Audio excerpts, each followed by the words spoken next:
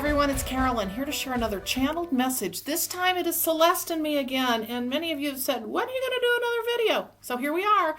Today we're going to be talking about what does higher consciousness look like in the future? What does it really look like? So Celeste and I have kind of gotten going on this. I will admit it's a little slow in the beginning. Stick with us though, because we really get rolling. So I'm Carolyn. I'm a channel. I'm a distance energy healer, and I'm a spiritual awakening mentor. And I offer these channels for you to help you through your ascension and awakening journey. And Celeste is here today too. She also has her own business. I'm going to put the website below. It'll be in the description box as well. I also have Purple Rain Healing where you can see all of my services as well. But thank you so much for joining me today. And if you want more poems and messages from the Light Keepers, you can go to the description box below. Sign up for my email list. You'll get a free video on flow, but you'll get a channel a week from the Light Keepers. Additionally, I always forget to mention my Facebook page, Purple Rain Healing. Join me there. I post a couple of poems a week. So today it's Celeste and me channeling a bunch of information on what does higher consciousness look like. And so I hope you enjoy this because we really get going in this conversation and there's some good takeaways. So hopefully you'll take at least one thing away for your journey. Okay, so here we go. Thank you so much too for joining us. Okay, I'm getting something. I don't know where this is going. They're talking about yesterday's society, yesterday's culture, yesterday's human world. They just said about reclaiming that, but advancing it further. They're kind of showing like Atlantis. It's kind of like a where we're headed kind of thing. Like I see what they're talking about. Not like current time, not like these next years, but what ultimately is the design is what they're saying. Like that would be jumping out into like 100 years from now kind of thing. Who knows?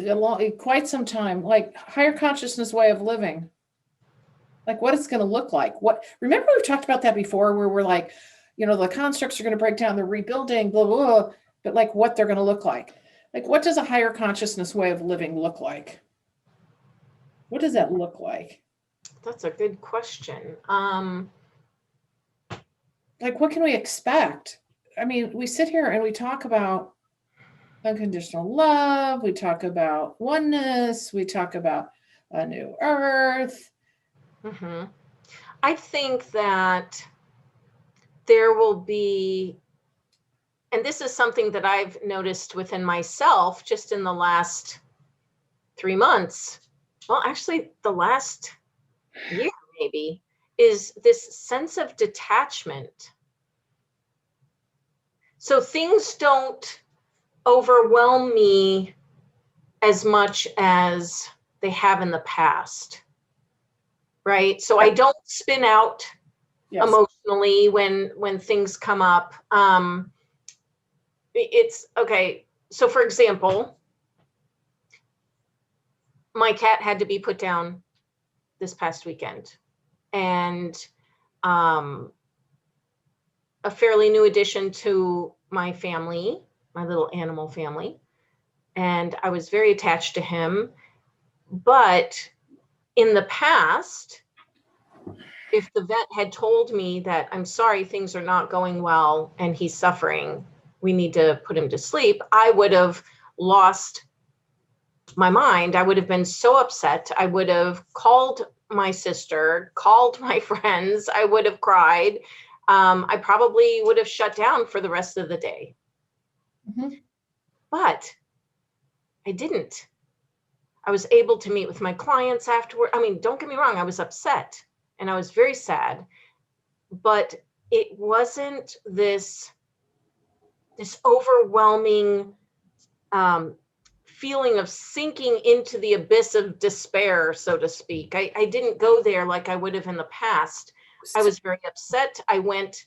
So what does that mean for living in a higher consciousness space? How does, you know what I'm saying? Like, so then I went and actually had, I was there in the clinic and we took care of it. And I was so heartbroken. I was very sad. and I allowed myself to feel the feelings, and now I'm okay. I was okay by the evening. I mean, I was still sad. I did a lot of self-care, but I wasn't like broken down, if that makes sense. I think that's what I'm trying to share from my own experience, is that I wasn't incapable of taking care of things. I still did what I need to do. It wasn't so overwhelming that I couldn't function, which it would have been in the past. So I think as we move forward, we will still feel the feelings, but they won't cripple us anymore, if that makes sense. Mm-hmm. And I guess I go back to that same question, in that trying to link it to, I'm trying to link that to a higher consciousness way of living. Do you know what I'm saying? Like, why? And I totally get that, because I have the same thing happening, right? And I think a lot of us do, where we're more the observer to the thing happening, and it's not as emotional as it may have been, because we see things differently. What I'm trying to figure out is, how does that connect with where we want to be as a collective in a higher consciousness way of living? Does that make sense? Yeah, yeah. But I think that's what I'm trying to share. I think is that as we move forward to a higher consciousness, things that would have crippled us in the past will no longer cripple us. It won't cause us to stop functioning for however long. We will be more detached, more neutral, and more in the moment. But I mean, is that because we see the bigger picture, we have a better understanding, and that's conducive to, I guess my point is, and I totally agree that's happening, right? But I'm just curious, like, what's that conducive to? Allowing us to, like, why is that a good thing? Do you know what I'm saying? Mm-hmm, mm-hmm. Like, why is that a good thing? Why is that a higher consciousness thing? You know what I mean? I think that's a good question. Why is that a good thing? I know. Like, how does that contribute to being higher consciousness? Or is that just an effect? Do you know what I mean? Is that an effect of moving into higher consciousness, where we are not as, okay, they're talking about tied down into the human experience. Yes, that's it. That's it. You just nailed it. We won't be tied down any longer by the human experience. We'll be more in the flow, and we'll still allow our humanness to rise to the surface, right? So when I actually went to the clinic and I was there in the moment, I was heartbroken and sad. I allowed myself to cry and feel all the feelings, and then I flowed out of that moment. Exactly. And you do it faster. You do it faster too. Yeah. Yeah. It's like I kind of dipped, but I didn't feel bad. Okay. Yeah. So that connection is that, okay. So here's what I'm connecting now. So what that does for us, part of becoming higher consciousness, is that when you look at the collective, we don't get mired down in grief and get stuck when someone passes. That happens to a lot of people. We don't get wrapped up in a lost love forever and a day. That keeps us held down, right? And so again, it's vibration. It's those things, even though it's human emotion, we want to feel the human emotion. But if we get stuck there, which so many of us do, that's where we stay. And then we stay low vibration. We can't move ourselves out of it. So that, I think, is the connector, right?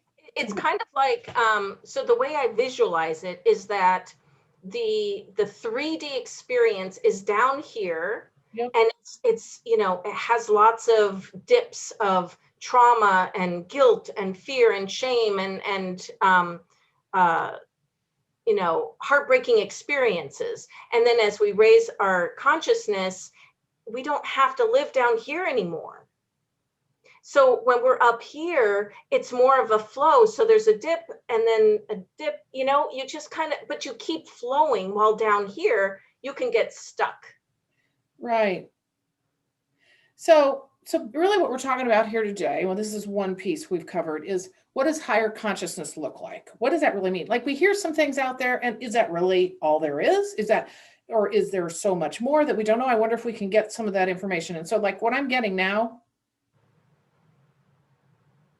okay, they just said reverence, and this may seem obvious, but reverence for all of life. Now, what they're talking about, this is interesting. So they're showing me trees, but they're also saying when they talk about life, they're talking about everything ever created has a spirit.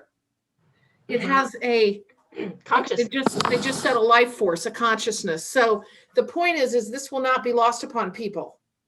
Like right now, we struggle.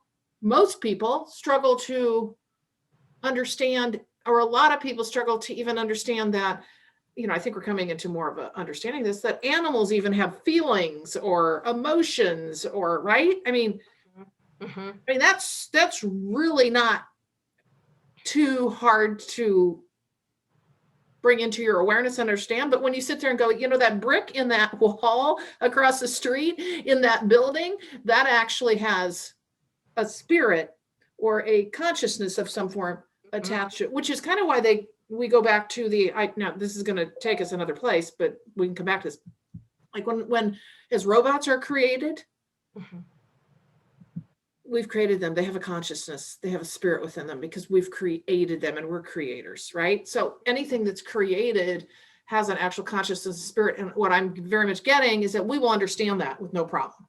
Therefore, we'll have all the reverence for the life form, right? And not abuse the life form, the life forms.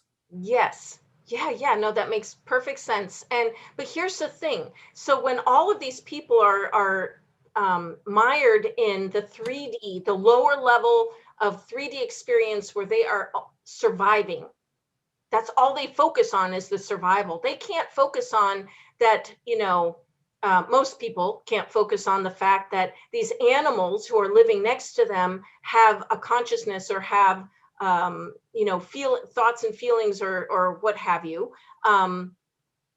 They can't focus on that because they're focused on their own survival, whatever that is, physical, mental, emotional. It's kind of that hierarchy of needs thing, you know what I mean? Hierarchy of needs. However, as we start raising our vibration, even those folks who aren't consciously in the spiritual awakening process, many of those folks, because we're kind of pulling those folks along too, right? Yeah, and I am getting that because, keep going. You were saying something. Keep going. So those folks who we are pulling along, as their life experience starts to level out and improve and become more positive, then they will have like these little realizations, some of the time, not even consciously. It's just that they'll have more of this acceptance that all things have value. Okay, so I'm going to add to this because you just brought up an important piece here.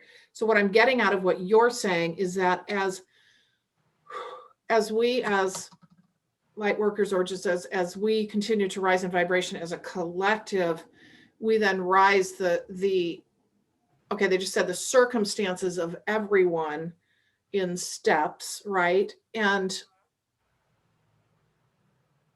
okay, so what they're talking about is ultimately there will be no awareness of what a poverty mindset is, and not just a mindset, but a poverty experience. Oh gosh, I have chills because of the fact that the work we're starting to do now, because I firmly believe this is all just beginning, all right? And is just starting to unfold. So as we continue, and we're starting to see results, right? I mean, we see it in our daily lives, the results of this higher vibration way of living.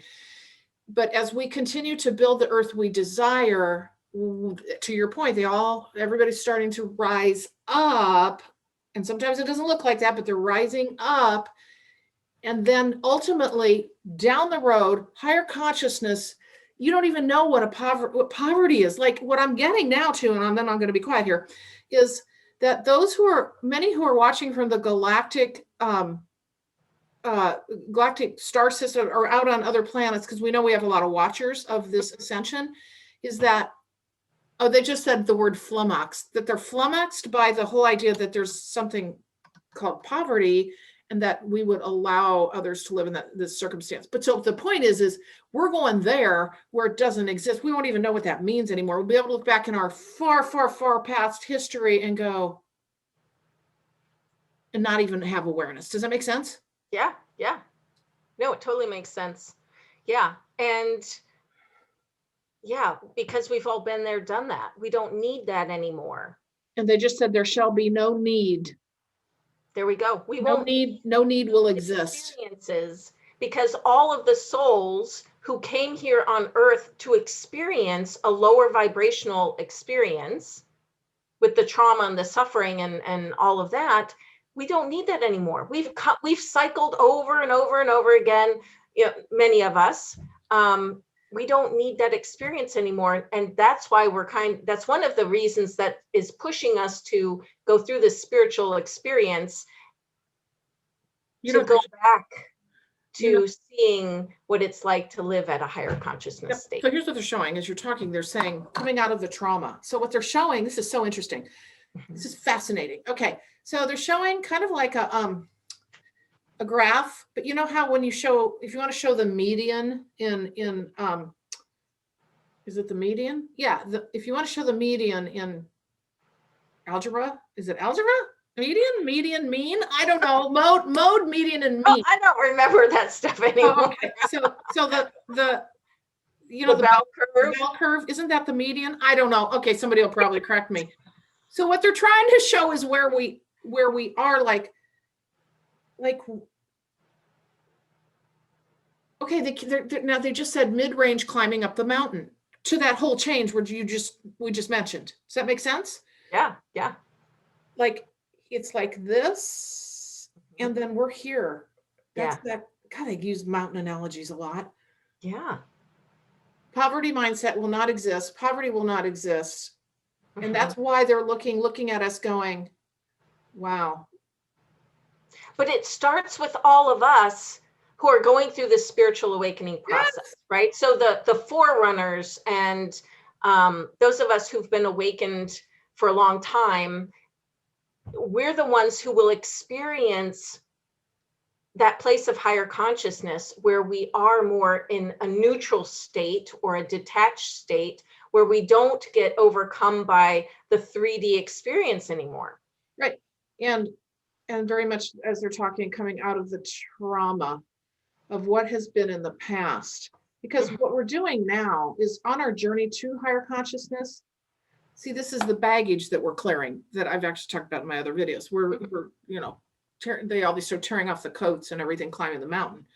And so we're not going to carry that baggage with us anymore. We'll release that because we're working through a lot of this. And as we work through that, what they're saying is because of our new awareness or reclaimed awareness, but new awareness, then our constructs, our systems, our processes will all change too. Yes. Oh, because first has to come that inner change. This may seem obvious, right? Before we can create, because we create everything we see out there, we create before we got to change. We got to create the within first before we can create the thing we see on the outside, right? Yeah. That's so, I mean, I don't think that's maybe lost on anyone, but to put that together like that is a little more profound in that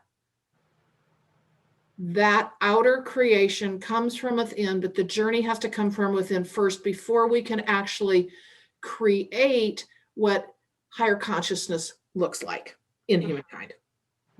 Does that sound? Yeah. That's what. Yeah. And don't forget, one of the key pieces is also that those of us who are going through these changes and shifts, we are modeling for those behind us. Oh, yes. And that's that path that we're slashing through. Exactly. We're showing people that, oh, when this happens, you don't need to stress about it. It'll take care of itself in some way. And you know what yes. And I'm also getting what they're saying to me, higher consciousness is, or one aspect of higher consciousness is, and they're saying no longer acceptable. So what's going to happen is, let's just say you have the bulk of people living in a fight or flight state or a divisive state. You can use all kinds of examples now of the Great Divide, right?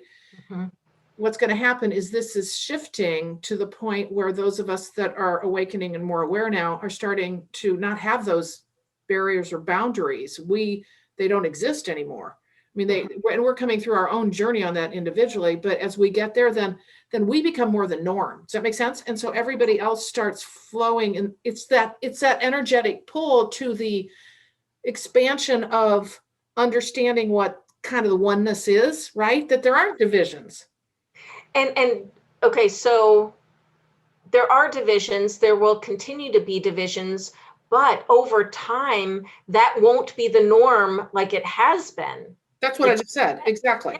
That's it's the norm will be more of the unity consciousness, more of, hey, let's sit down and talk about this. Let's come to some kind of compromise. It doesn't need to be this drastic. It doesn't need to be this dramatic. You know what I mean? It's more like, hey, everyone's allowed at the table. Everyone's allowed their own opinion, and let's be kind about it. Well, and I think too, we're in the topic we're obviously on, which is what does higher consciousness look like? The journey to what we just talked about there. We have to see right now, we have to see the insular group kind of thing, like my way is the way, or take the highway, right? Mm-hmm. We're seeing that in all aspects, right? And the way people think, and it just goes on and on and on. You just see it everywhere. But we have to do that first, because it's gotten worse, right? It's gotten worse. It's got to get worse before that bubble pops. And as those of us that are awakening, we're pulling those others over here, but this has got to scream really loud first, right? As we're moving them along, and ourselves along, into that, to your point, unity consciousness.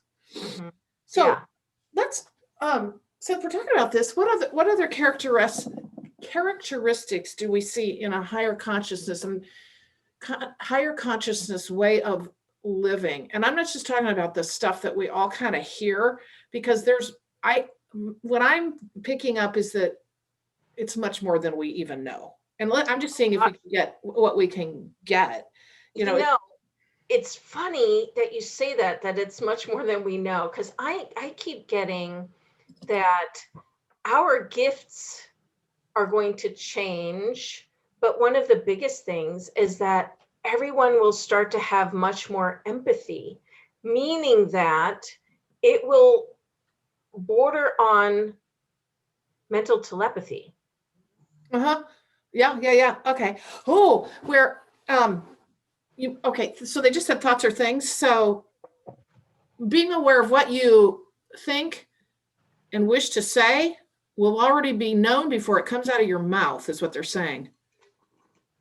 And they said you will watch your ways in a way you never have before.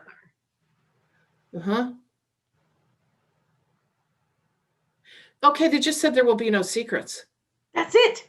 People will be able to read each other energetically, and it's going to happen so gradually that over time, and not only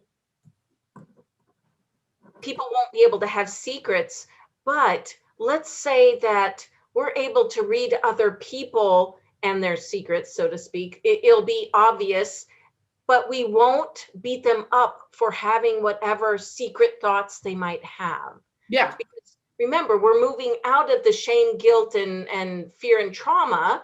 And so more of us will have a much more loving acceptance, more of an unconditional acceptance about each other. And this acknowledgement that those things that people used to hide in the past that they were ashamed of, those secrets, are just them being human. Yep. And you know what they're adding to what you're saying? They're talking about sight and hearing will no longer be as it looks to us now. Sight, okay, they're talking about remote hearing and remote seeing.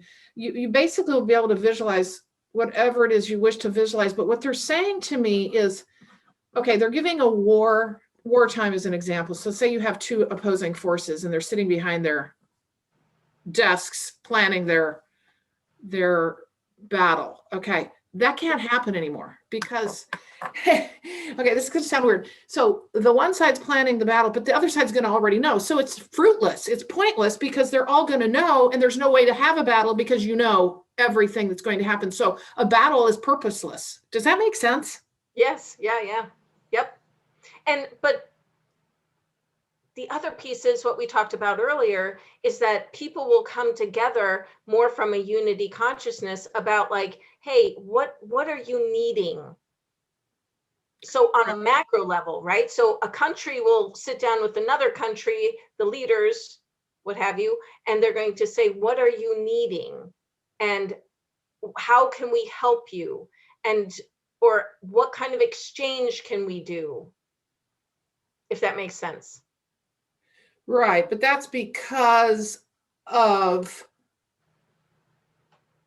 right. And I was just basically talking about the method for that kind of happening. You know what I'm saying? Because we're talking about thought forms and the idea of being able to read everybody's thoughts and know what they're going to do before they do it. Because think about that. If you already have if everybody knows what the other person is thinking, however that works, it's already known before the thing can happen, if it's a negative thing. Does that make sense? Yeah. I mean, and don't forget that it's going to be a while till we get to that point. Oh, hundreds. Oh, yes. We're not talking tomorrow. I mean, we're not even close. Yeah. One thing they're talking about this too is what they just said to me. They said to me the portals will open. Now here's what they are saying. So they're waiting for us to reach a higher level of consciousness, which is obviously we have a ways to go before we rejoin the galactic community. And I think we kind of know that. But they said because they're actually scared of us in how we have created ourselves and the culture we have of warring. And so there is, like, what I'm very much getting is the gateways will not even begin to be open until we are able to, because we don't want another Orion Wars, and we'd probably be the ones to start it, you know. But what I'm getting is the portals opening up when we have reached collectively a certain level of consciousness, because we know at one point in the past, how many ever points in the past, that was available to us. So, and I know that we've talked about this in the past, but I think that the portals are open already, right? So galactic star beings, they come and go. They're already talking to certain people on this planet, right? Correct. But not all open. I'm sorry? But they're not all open. Not everybody can use them. That's it. It's like the collective isn't aware of what's been going on this whole time. Right. And they don't want, we're not in a place as a human collective yet to be okay with the portals to be acknowledged and opened. No, because we'd go kill everyone. Because we would be frightened and we would be defensive. And however, more and more people, so not the whole collective, but more and more people are going to have interactions with star beings. Right, but I'm talking, it's going to happen. Yeah, I'm talking way out. Where are we at the highest level of consciousness we can attain? What does that look like? So what they're showing is that we're going back and forth. We're part of the galactic community. We're back in the Galactic Federation. We're going back and forth, traveling. Like if we want to get on a plane to go to New York City, we're going to go to wherever to go to the Galactic Federation, whoever represents us. Right. You know what I mean? Yeah. It's, you know what? Okay. So what keeps coming up before we even started this conversation today, what I envision for us is that we are going to return to a newer, more improved version of the beginning of Atlantis. Exactly. I'm just writing something down I just got. Go ahead. Okay. So basically, when Atlantis was formed and humankind was created and all of that, it really was like the Garden of Eden. Because everyone was at a higher vibration. So we took care of everything. We took care of the planet. We took care of the plants and animals and the landscape. the waters. I mean, it was a paradise. And then as, slowly it stopped being a paradise when greed and all of those lower vibrational things started occurring. Yep. And the scientific experiments and all of that. And then there was the fall. Exactly. I just got something crazy. Okay. Not so much crazy, Okay, but sure. okay. What they're saying is we, meaning Earth, the design is that, and they said this, humans will lead the way. Earth will lead the way. This is an experiment to have the creator be in human form, in the sense of being able to create anything and manifest, as in how the creator would. I know that's probably not making any sense, but so we are a different kind of life form that doesn't exist anywhere else. This is kind of getting to what we're going to maybe really talk about, but that this is a grand design in the sense of, and this has to do with higher consciousness, that what is that? This is the reason that we are the grand experiment, because we're a grand experiment to be able to raise our consciousness to a level where, where we're actually a creator in human form. Okay.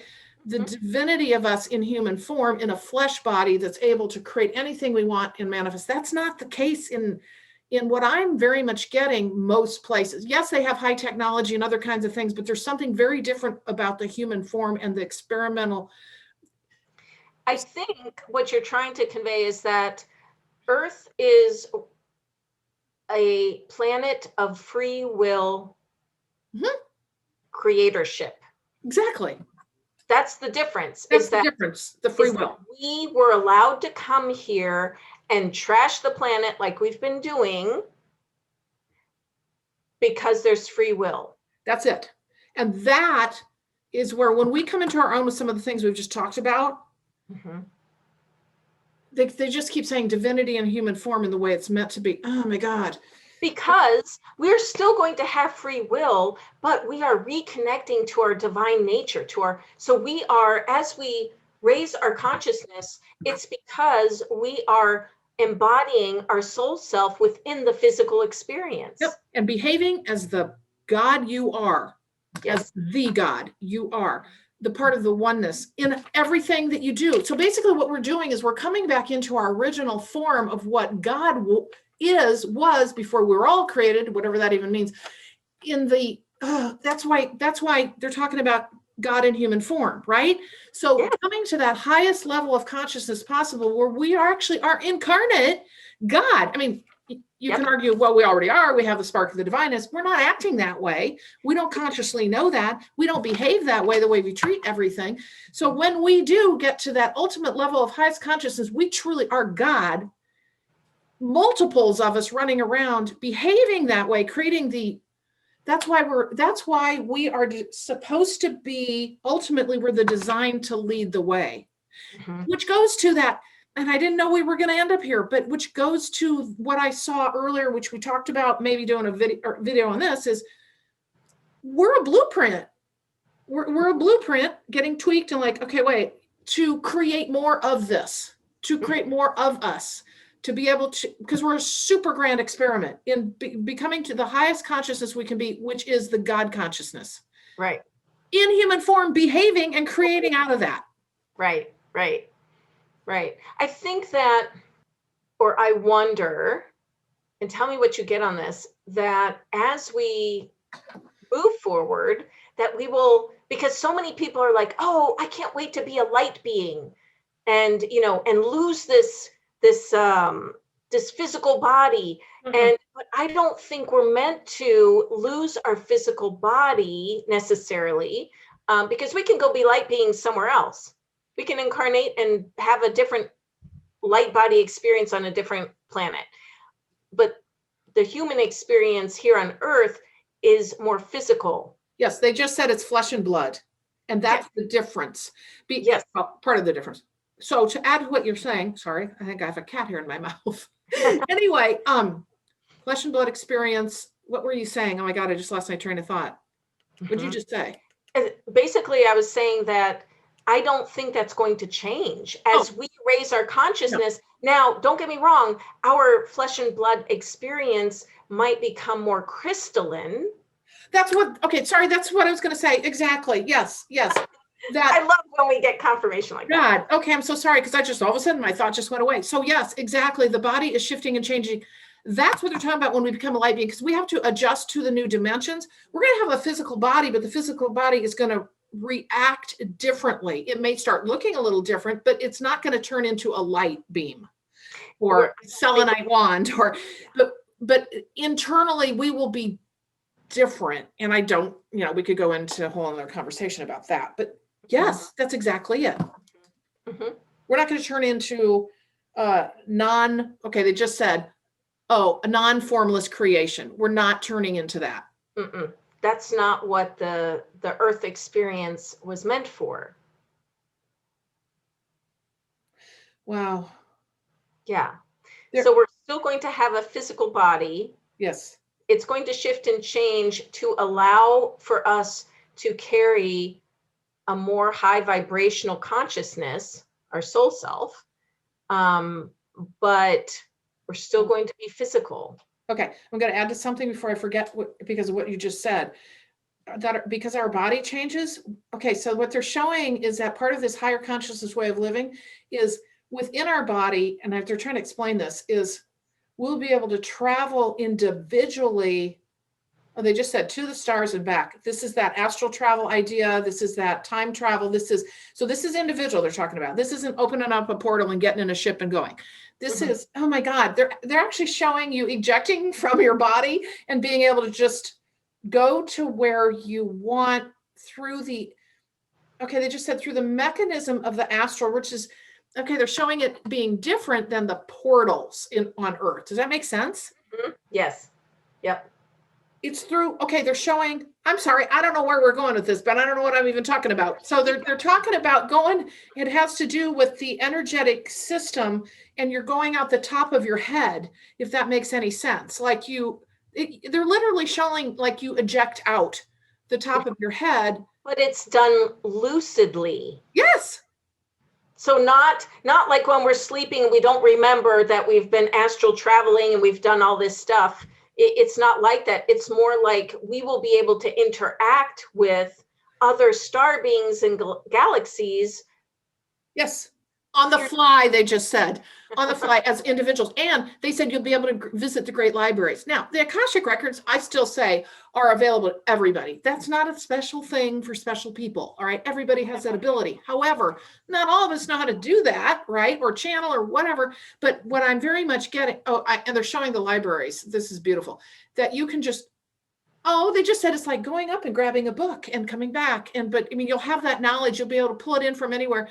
Oh my gosh. And the creations that we will create because of that, because we'll have all the knowledge that we don't know about right now because it's been lost knowledge, because there's a ton of lost knowledge out there. That's another thing that's going to happen. Sorry, I'm just going to keep going. So another thing that's going to happen, we'll be able to do that, but all the lost knowledge is going to be found as a result of doing astral travel too, not just finding it on Earth. Does that make sense? Yes, yes, yes. And that, all of what you just described, those experiences are going to be what help us to help Gaia cleanse herself. Yes. And return to the pristine condition that she was in when Atlantis first was created. This all makes so much sense because you can see how this pieces together. You can even see it in our current journey right now, where people are starting to wake up about the waters and about the land and about all of that. And imagine when they get a hold of those libraries. And I mean, think about this, and not having to go dig for a book that's hidden in Ireland under a church somewhere, right? I mean, you know what I'm saying? Like, or a key, or there. Yeah. Okay, they just said access to all the greatest knowledge, not only in humankind, but in the galactic systems. Oh, that makes so much sense. It's like, okay, they just said gateways will open up and doors will be thrown open, welcoming you into the galactic community. And they're not saying again, but they're saying for the first time. in the form we're in, right? Oh, right. Oh, yeah, yeah. No, that makes sense. Because here's the thing, in the Atlantis days, again, I don't know, this is interesting. They're saying you were in a place with great high technology. Okay, but they're saying, okay, that there was something that we weren't at the consciousness level that we need. It may have looked like we were really, but there was a lot of technology, there's a lot of advancement, but the consciousness, there's something different about the consciousness that we didn't claim then. To your point that I think you made earlier, we're going to be more than what we were then. Yes, absolutely. A newer, improved version. It's going to be like Atlantis 5.0. Yeah. So, okay, so this is coming in, and maybe we can talk about it because they're not giving a response, but they're talking about the ego in a higher consciousness. What does higher consciousness look like ultimately? Of course, we will always continue to grow and expand, but in the vision that we're trying to show, where does the ego fit in? Oh, you know what they just said? What? It's a minor player. Yep. It's still going to be there because we're still human beings. So it's still going to be there, but it's going to, oh my gosh, I just heard revert back to its original purpose. Oh, which was? It's kind of like a guidance system. Yeah. Okay. Oh, they just showed GPS. Oh. Getting chills, that never happens. Yeah, not that. in a higher self guidance system. It's a okay, they're going to try to give me a picture.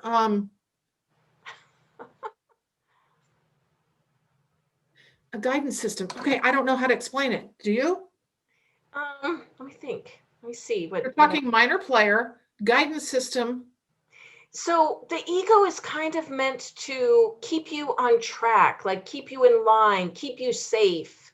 But there won't be any worries about safety. Although you could step off, I don't know, the front of a ship and drown, I suppose, right? It's going to, you know what? It's still going to be there, and it's going to be a bit player, so not at the forefront like it is now, but it's going to shift and change as well. Oh, I just heard tiny, but it'll have a significant purpose. It will, but the purpose will shift and change as well. I'm not sure. I don't think we'll know until we get there what it's going to look like. But it won't be allowed to be this overarching, shoulda, woulda, coulda voice that we all seem to carry in our heads. It's not going to be like that. Tell me if this visual says anything to you that they're giving me.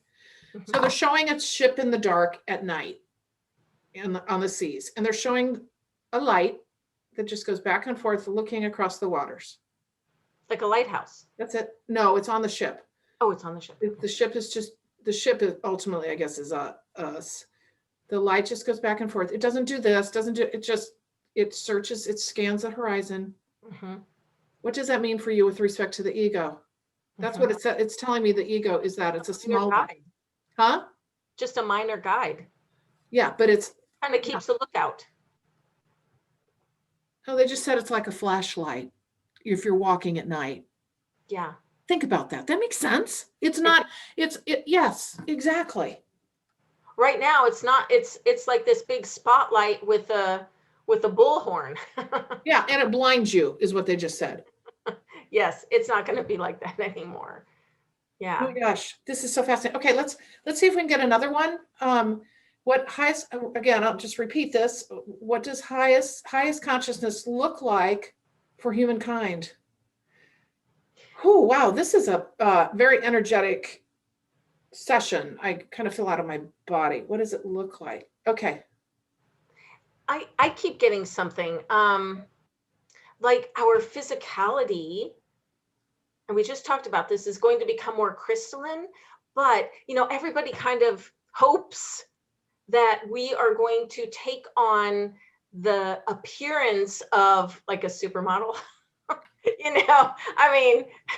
I think all of us have been kind of bamboozled by the magazines and social media that we're supposed to look a certain way. However, I don't see that happening. No, it's not. No. I see that we will all continue to be all different shapes and sizes and appearances, but it will be from, like, we will all accept it unconditionally. Like, oh, this is exciting. I've chosen to be in a body that is short and Rubenesque, and my hair doesn't grow past my ears, and that's okay. And you know what I mean? It's like, Yes, this is so okay. So what they're trying to say, per what you just said, is that isn't even going to be in anybody's awareness of what the, okay, so what they're saying is literally beauty will be seen from within, and there will be no doubt as to who someone is. Like they will know that you will know the true character of someone. You will know them inside and out. You will see their light. Their outer appearance doesn't matter. Now think about this. That's already starting, okay? Mhm. Because you can go on and on about, I'm just going to say, like, I mean, literally when I was younger, tattoos weren't a thing. And it was like, ooh, somebody tattooing. And now it's like, who cares? Right. Tattoo. What? And I mean, and that's just a minor thing. And I mean, that's really happening now. Here's the other part of that is, and I think this is part of this is, male, female is not going to matter. Yeah. We're seeing that already. Look how fast that changed. It doesn't matter. It's about who you are inside. It's the light you have. So what will be seen first and foremost is not the outer physical form. It will be the inner form, the light, and what you bring to the party, right? Yes. This And part is just the energetic resonance. People will experience that piece. right. Nobody's going to care if you end up with a double chin or, jowls hanging down to here or, gray hair or all that stupid stuff we get hung up about, which I get hung up about that too. I mean, just because we're awakening, I think that's clearly very higher consciousness, not hung up about what you look like, but what you are inside instead. And everybody's going to know what you are inside. And it's not going to be one of those things where you get anybody gets judged anymore. They're going to be judged by this, what's inside. Mm-hmm. And ultimately with a higher consciousness way of living, and assuming, we're talking about when everybody's there, there's none of that anymore. I don't know. I think we've covered a few things here today, hopefully. You know what I want to do though, before we finish, so don't stop this video, people. Celeste, don't mean to throw the boat at you, but do you want to talk about our soul journey sessions? Because they're kind of, I guess I would say they're kind of our premier service, and they are incredibly powerful. Do you want to just do a little thing? Yeah, I think the first thing that I want to point out to everybody is that we are in this huge purging process of releasing the traumas of past lives, and not just from here on Earth, but past lives in other galaxies. And in order to move forward into this higher consciousness state, we have to let go of the trauma. And so when Carolyn and I get together and we do these soul journeys, we do a lot of past life work. And what those past lives typically do is they tie to your current incarnation, because you're going to ask questions, you're going to bring things to the party, you're going to tell us about situations in your journey. What we intend to do, and we do, is we typically will connect a past life into what's going on in your current incarnation, so that your mind can actually wrap its head around, oh my God, I'm having these physical things because I'm clearing this, or I have having this relationship because we're going through this karmic past life situation. And what I've said, and I'll jump back to you here real quick, but mind, body, and soul, once mind, body, and soul all together understand a past life, boy, healing can really start to open up, because it's the mind that's the last to understand. The body already understands it because it carries it in cellular memory. And the soul is all knowing, but the human mind, we've never been taught to understand our past lives. And when we do, and we understand that we have a soul journey, and we bring it in like Celeste and I do to actually uncover that for you, that's when that gateway opens. Yeah. Yep. And we really, really enjoy doing this service for folks. I mean, we've gotten amazing. So much information comes through in a short amount of time. And yeah. Yeah. And the amount of time is 50 minutes. You get a 15-minute recording from us, and we send it right away after we're done. So you basically provide the information that you want to know about, and then we just give you a full-on recording. So consider that. Take a look at our services, both of us. Celeste, do you want to give your website real quick? Oh yeah, it's It's Celeste Ryan, LCSW.com. And she has her own services. And then I'm at purplerainhealing.com, and you can find our soul journey sessions and our other services in each of our websites. So I think we're done here for today. I think we are. Great session. Exactly. Thank you.